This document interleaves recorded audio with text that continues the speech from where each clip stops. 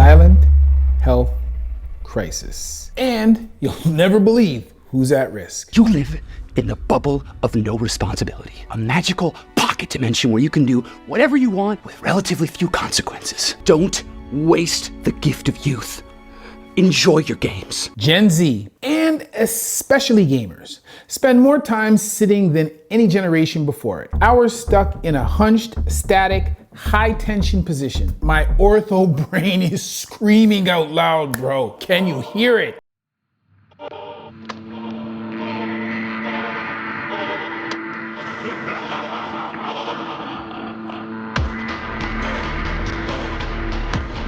To some, this is fun and games. Oh, okay. I see what you did there. To me, it's arms frozen in place, hips jammed into compromising angles, neck craning forward like a freaking vulture. Sedentary lifestyle plus zero mobility means young people developing orthopedic problems we usually see in 60-year-olds. There are some that laughed as if the idea of a gamer having pain from gaming was ridiculous. But you know what? F those people. My hands hurt sometimes, man. And gaming isn't just a niche thing. Over 3.3 billion people with a B around the world call themselves gamers. That's almost half the planet. And no, we're not just talking about a quick round of Candy Crush on the bus. These are people putting in serious time and effort. Sure, 61% of Americans plays games casually, but they're absolutely noobs compared to the roughly 25% that really games. Still, that's millions of bodies parked in gaming chairs, literally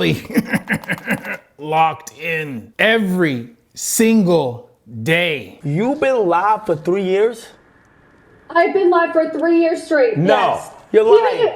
I'm not lying. You can look me up. I have an article. I even talked to BuzzFeed. I've been live for 3 years straight, 24/7. Casual gaming sessions often last 2 to 3 hours, already a decent chunk of the day. But hardcore gamers, we're talking 5+ hour marathons, often without breaks. Stack that on top of school, homework, commuting, and the endless doom scrolling, and you could easily clock in 10 to 12 hours of sitting daily. Minimum. That's not just a lot, that's a full-time job of not moving. One has to have been born in the 70s, as I was, or early 80s, to really appreciate this tremendous shift in kind of like what you see. It's cultural. Yeah. We have a diseasome of inactivity and sedentary behavior that is frankly killing our population. What does that actually mean for the body? Because here's the thing. Sitting itself isn't the root problem. It's how we sit and how long we stay that way that wrecks you. Extreme sedentarism hurts things like metabolism and circulation, among others. But gaming?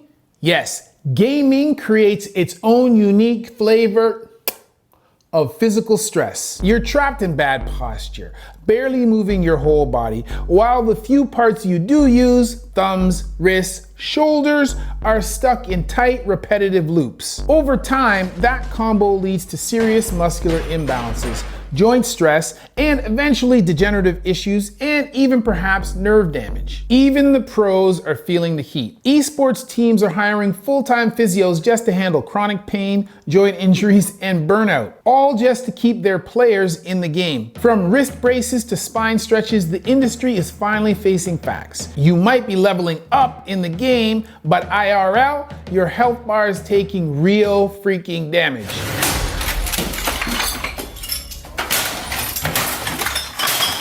Now, I know what you're thinking. Dr. Chris, you're always going on about how sitting is killing us. And yeah, you're not wrong. We have talked about the sedentary apocalypse on this channel before. If you haven't seen my excessive screen time video, go check it out. In that one, we broke down how tech is making us sit way more than we're built for. And because our bodies are designed to move, all that inactivity messes up with some of our core systems, especially your blood sugar regulation. We're talking increased risk for diabetes, heart disease, even cancer. Plus, all that overstimulation, it torches your attention span and fries your dopamine circuits. Fun times, bro, fun times. Many people in today's digital age struggle to stay on task, a difficulty only worsened by excessive screen time. And while we're not rehashing all of that today, here's what you need to know. the TLDR. Gamers have it worse. How many of you have sat down for a quick match and next thing you know, it's been 3, 4, 5 hours? Video games create what we call a flow state. You're so dialed in, so immersed that you lose track of time completely. TV doesn't just quite hit the same, where you might fidget or shift around when you're watching. Gaming hijacks your attention, requiring active participation for your brain. Meanwhile, your body is almost entirely still. Now, don't get me wrong. Flow state can be a good thing. It's linked to deep focus, creativity, and even happiness. But flow implies movement, momentum. So when it happens in a completely static position, like hours of sitting in one locked posture, that's when things go south. But your joints need movement to stay lubricated. Your muscles need regular activation to stay healthy. And your bones, they rely on gravity and impact or pressure, like when you're walking or standing, to stay dense and strong. Without those inputs, things start to break down. Let's start with the hips. Modern gaming chairs lock you in that perfect 90-degree angle. You guys want to see my gaming chair? This is the Arab DX Racer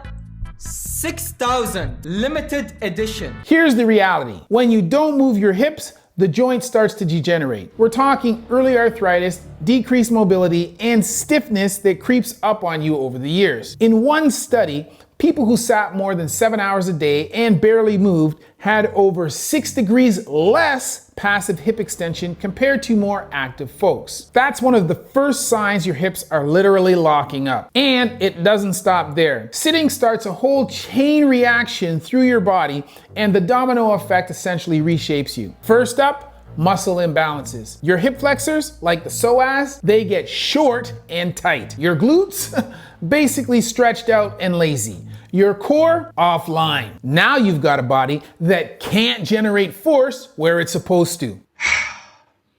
I'm gonna have a good day today. The f you are. When your muscles are deconditioned, even simple movements feel harder and cause you to tire faster. Then there's joint loading problems. When your hips get stuck in flexion, your body defaults to that shape, even when you're standing. So where does the stress go? Lumbar spine, knees, pelvis, anywhere but the hips. Next up, fascial remodeling. Your fascia, the connective tissue webbing under your skin, adapts to whatever position you hold the most. So if you sit long enough, that fascia stiffens in the seated shape. That reduces your movement freedom and elasticity. It's like slowly shrink wrapping your body. Go ahead and try to lift both arms up for me. So can you see that his range of motion is restricted right now? Really try to lift them up higher, Cody. And finally, your posture and gait mechanics go haywire. Your lower back curve starts to flatten. Your walk gets weird. Your run, even worse. The big movers like your glutes and hips check out. So smaller joints pick up the slack. Too bad they weren't built to absorb all that impact, so they start breaking down too. Think of your body like a team. Every part needs to pull its own weight. But if you sit too much, your hips stop hinging. Your glutes stop firing. You move like a busted machine, and that's when injuries show up. Labral tears,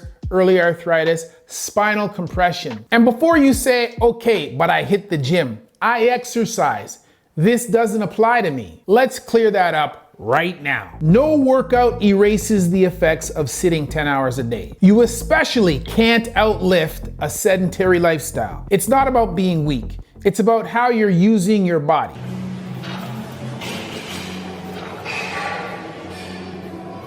So yeah, you might be strong, but not aligned, fit, but jammed up. When you stack heavy lifts on top of poor movement patterns, you're just accelerating wear and tear. Even people who squat and deadlift, if their hips are stuck in flexion from sitting, they're grinding through tissue that's not functioning right. That's how those injuries show up. And training doesn't make you immune.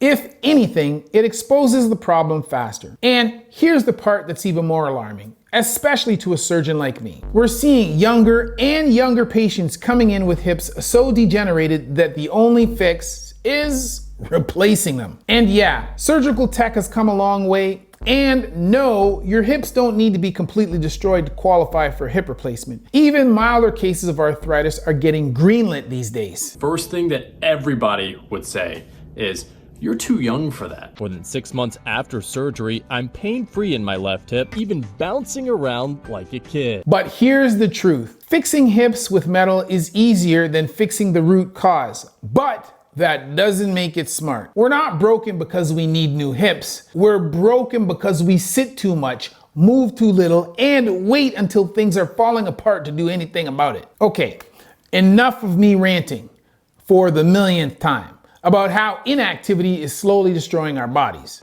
Thank you. Let's shift to one of the few body parts that actually stays active during those marathon gaming sessions, although saying active is quite a stretch. Your arms. More specifically, your shoulders, your elbows, and wrists, locked into the same tiny repetitive motions. For PC gamers especially, that means mouse shoulder, gamer elbow, and a growing list of overuse injuries that used to only show up in athletes, like tennis players or golfers, or office workers. But now we're seeing them in teenagers. For PC gamers, the 1.86 billion of them worldwide, constant mouse and keyboard use leads to something called internal rotation dominance. This means the muscles that rotate your shoulder inward get tighter and stronger than those that rotate it outward, causing muscle imbalances and poor shoulder movement. This shifts your shoulder blade forward, anterior tilt, shortens the pectoralis minor muscle, reduces your shoulder's range of motion, especially internal rotation, and causes shoulder pain. These imbalances start a chain reaction. Your shoulder mobility drops, and that's when impingement shows up, where tendons or bursa get pinched and inflamed every time you move your arm. The pain makes you compensate or avoid movement, which weakens your rotator cuff. And once those stabilizers are shot, you're way more likely to tear something or end up with chronic shoulder issues. Beyond the shoulder, repetitive strain also causes tennis or golfer's elbow. These are inflammations on the inner or outer elbow from overusing forearm muscles during repetitive actions. The pain of tennis elbow can range from mild discomfort whilst using your elbow to severe pain that can be felt when your elbow is still. Then there's gamer's thumb, a repetitive strain injury affecting tendons that control thumb movement. It causes pain, swelling, and sometimes leads to de Quervain's tenosynovitis, which can even require surgery. It's common in console gamers from thumbstick use, but also happens with heavy texting on phones. All right, hips and arms checked off. Now let's talk about the neck. VR headsets basically turn your head into a heavyweight champ, except without the muscles to handle it. Say hello to tech neck on steroids. VR headsets might be cool for escaping reality, but they're a fast track to the chiropractor's office. And you know how much I like chiropractors. Oh my.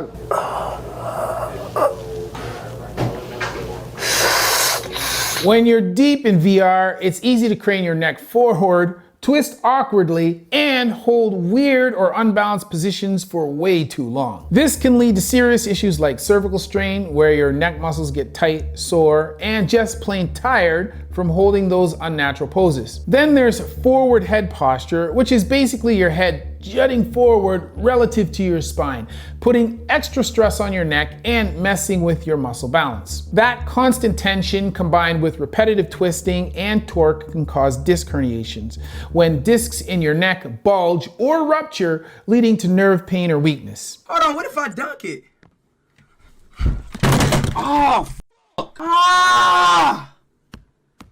I forgot I'm on a fucking VR. There was even a case of a 31-year-old guy who fractured his 7th cervical vertebrae from rapid neck movements and the headset's weight during VR gaming. So yeah, this isn't just about muscle soreness. It can also get quite serious. Now, interestingly, VR isn't all bad. In some clinical settings, therapeutic VR is actually used to help with chronic neck pain by improving posture and reducing fear of movement. But here's the catch. Therapy VR is controlled and supervised. VR gaming, not so much. It encourages poor posture, quick head twists, and long sessions. One's rehab, the other's recreation, and your spine definitely notices the difference. All right, now let's switch gears from muscles and bones to something just as sneaky, your nerves and blood flow. When you're locked into one position for hours, crammed up against your chair and desk, barely moving, That's basically a recipe for nerve and circulation problems. Are your hands going numb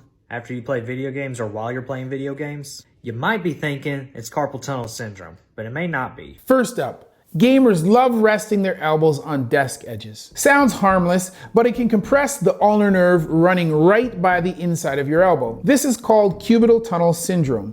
And what happens is you start getting numbness, tingling, or weakness in your ring and pinky fingers. Yeah, that weird funny bone feeling isn't so funny when it won't go away. Now, don't mix this up with carpal tunnel syndrome, which is more about your wrists. When you keep your wrists bent backwards, like when you're mashing keys or gripping a controller for too long, you risk squishing or aggravating the median nerve. That causes pain, tingling, or numbness in your thumb, index, and middle fingers. Two different nerves, two different pain zones, but both can wreck your game. Radius, lunate. The gamer?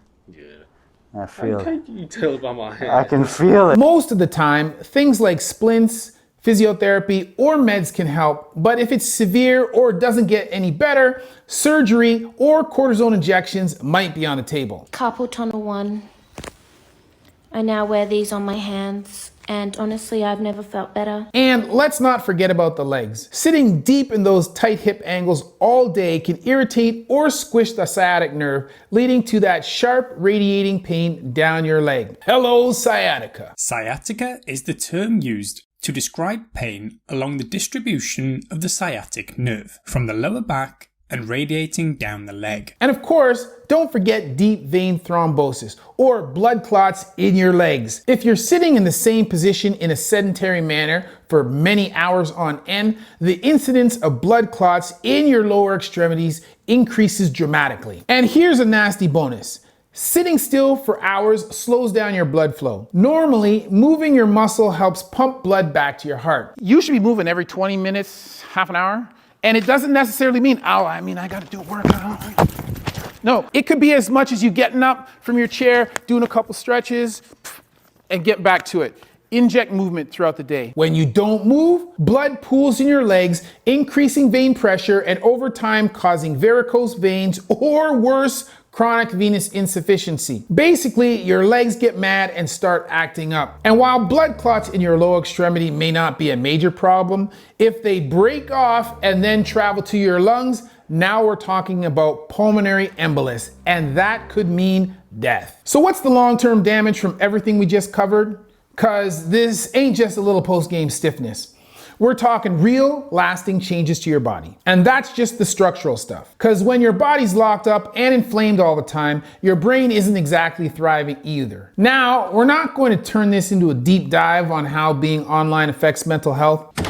Thank you! We already hit that in our screen time video. But it's worth saying, gaming in particular isn't just passive screen use. It's immersive, escapist. And while it can have some positive mental effects for certain people, stress relief, social connection, even therapeutic use in moderation, it's also been linked to insomnia and in some studies, higher rates of depression, anxiety, and aggression. Plus, constant exposure to violent content, think Call of Duty and GTA, may have an emotional impact and may desensitize gamers to violence. All that physical strain from poor posture, screen exposure, and long hours in one position, it shows up top too. Tension headaches from tight traps, stiff necks, and bad posture. Migraines triggered by screen time and stress. Tiring your brain and your body. This brings me to my final point. Most of the time, gaming feels like burnout on autopilot. You're slouched, drained, barely blinking. Your body's melting into the chair. Oh, so relaxing. Then,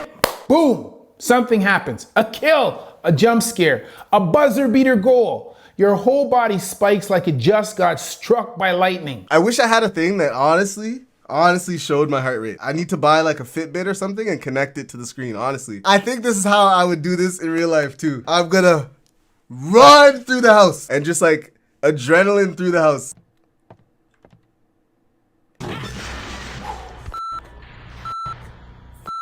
Yo, listen. I'm done. I promise I'm done. And this isn't rare. It's baked into the most popular games hardcore players gravitate towards. Shooters, action adventures, survival, sports. Hype comes in bursts. Like, I can't even get out of this room because it's the same jump scare, and like I know it's gonna happen, but it is scary. Bro, my heart is racing. This is very interesting because yo, I'm telling you, like I love scary movies. I'm not scared. I'm scared, but it's like an enjoyable scare. Like, game is different than movie, holy shit. But there's a cost that comes with being too locked in, quite literally.